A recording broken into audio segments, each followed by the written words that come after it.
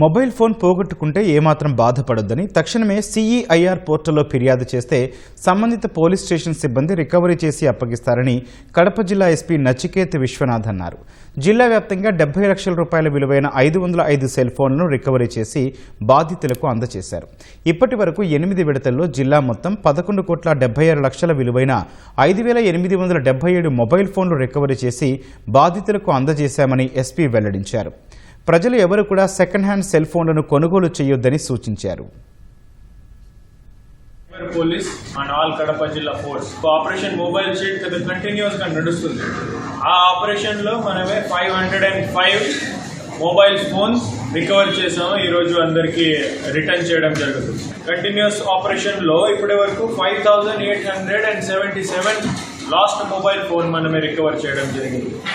11.6 crores total ఈ mobile phone value ఉన్నాయి. అన్ని చోట మిస్సింగ్ మొబైల్ దొంగతనం జరిగింది మొబైల్లో. కానీ మొబైల్ ఫోన్స్ మిస్ అయితే ఏం చేయాలి?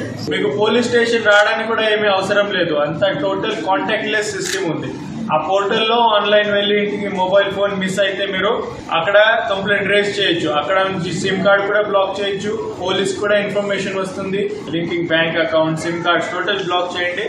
మనమే వెంటనే ఈ మొబైల్ ట్రేస్ చేయడానికి ట్రై చేస్తాం.